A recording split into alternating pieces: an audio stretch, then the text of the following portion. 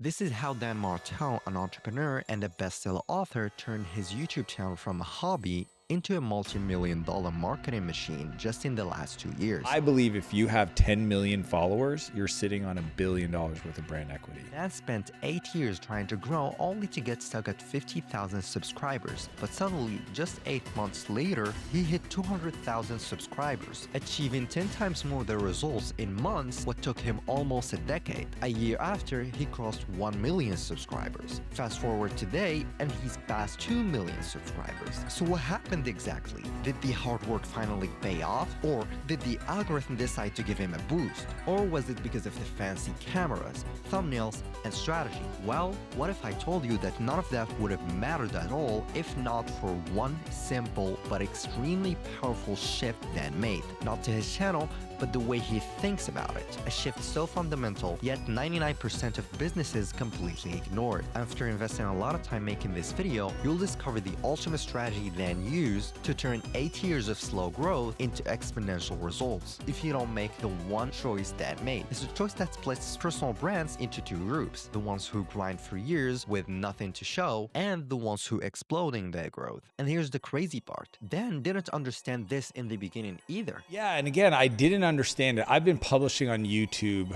for 10 years. Dan's channel was sitting around 50,000 to 100,000 after 8 years of consistency. For 8 years, I had 50,000 subs after 8 years, like nothing. Woo. But Dan wasn't satisfied. Something felt stuck, and he knew it. So he talked to people like Patrick Bet-David and Alex Hormozi. But that conversation with Alex and Layla and Caleb was the clincher. And he realized something crucial. Everything on my vision board, everything I want to create, my goals, sat on the other side of reach and reputation. It was the moment he stopped operating like an amateur and made the commitment to become a pro. And that's when I decided to go pro.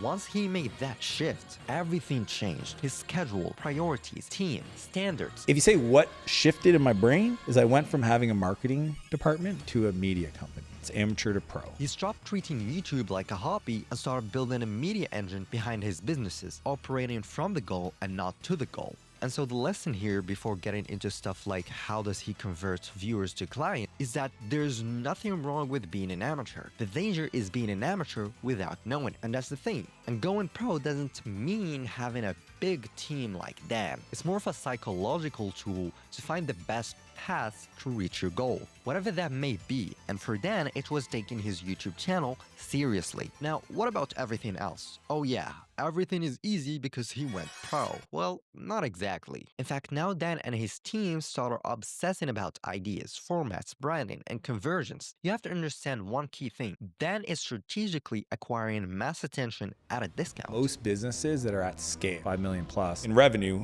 they'll spend 10% of their income on marketing. So they know the costs for a lead. And when you start backing into the potential of a personal brand, the ROI is like 10 to 100 times better than that. So Dan is replacing paid attention with organic attention, which gives him 10 to 100 times return on investment if done right. His content targets entrepreneurs strategically, creating his own lane, and he does it by separating his content into 6 buckets: entrepreneurship and money, productivity and discipline, mindset and motivations, life lessons and brutal truths, authority and high performance. All these buckets have helped him separate his content and even brainstorming relevant ideas to his audience. By far the most important one is AI bucket. Not only does he have 5 years using and building AI tools for businesses, but also he has an incredible experience helping other software founders launch and scale with his academy. And be aware, Dan didn't start with all of these buckets. It was mostly business. Within Kana, he crafted his unique angle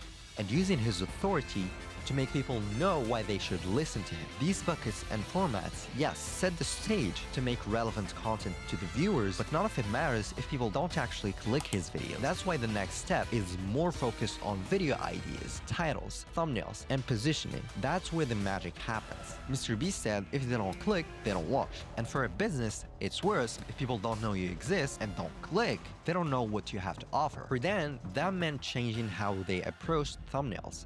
and hiring a pro designer. Thumbnails that make you intrigued and have a clear value proposition, which his previous thumbnails failed at doing, as well as using proven formats and ideas and remixing them to his personal brand. So if I see somebody that has an outlier on their video and they're talking about food prep, or they're talking about AI adoption, or there's something about the video that's unique, I can interpret that. Don't copy. Use that as inspiration and then create your version of it, that you create your story, your lesson, but it's their point. See, that way it's your perspective. And if Speaking about outliers, if you'd like a list of them already proven to work from a YouTube strategist, as well as over 40 pre-validated thumbnail formats, then click the link in the description, join the group, and I'll give you access to them. One interesting detail is consistent branding, like wearing the same blue t-shirt and using 3 elements of visual focus in thumbnails. And understanding that, his team even started remaking thumbnails for old videos. The more right clicks they get, the more people watch, the more the value loop feeds the business naturally.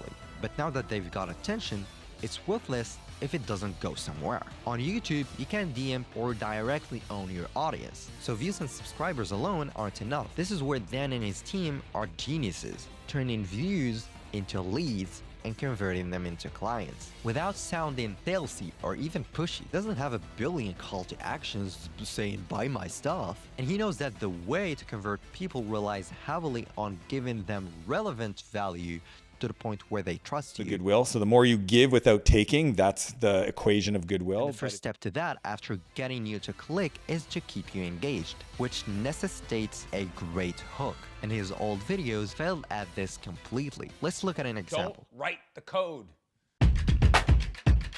Oh yeah, okay, this is too boring. Let's move on. It's actually pretty easy to get ahead of 99% of people with AI, because most people don't know how to use the right prompts.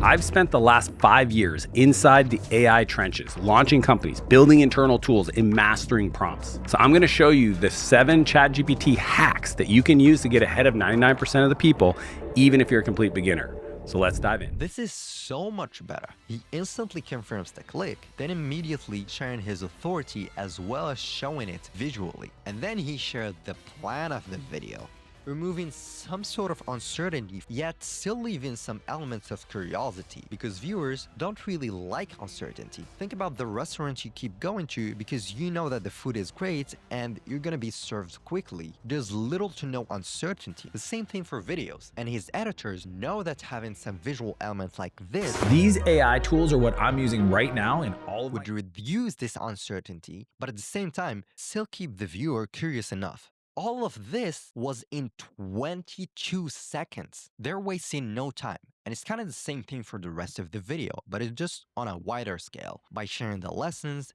examples, and stories. But there is one last trick up his sleeve to convert his audience. Most people, when they try to get leads from YouTube, they have a simple call to action to go to their website, or at best, they're gonna have one lead magnet that they're gonna use for bunch of videos. For that, it's kind of a different story, because they're literally making personalized resources related to specific video topics. that book, because I talk about it. After you're done watching this video, click the description and check it out. I'll even link up the custom GPT, and I'll give you the whole system prompt so you can see how I did that. Then they lead the viewer to his Instagram to get access to their DMs. Go find me on Instagram, Dan Martell, 2L's Martell. Follow me and message me the word YouTube offer, and I will send you a direct link to my Google Doc that all my clients are using to make millions of dollars online. Or their website to capture their email. And what's interesting is that the CDA is always around 90% video completion, which is unorthodox. Generally, you'd like to have your call to action, yes, after providing value, but not almost everybody already quit. When you see activity here, it means that people are going back to see what happened. And what this shows is that people are more likely to convert and act on the call to action and become clients. And they've consumed 90% of the video. And bear in mind, each other video acts as a feedback loop. The more the viewer consumes videos, the more likely it is to become a future client. Now that you know everything, if you're a business owner or entrepreneur, you'd probably like to know more about coming up with killer video ideas like Dan to blow up your business. Come on, click on it.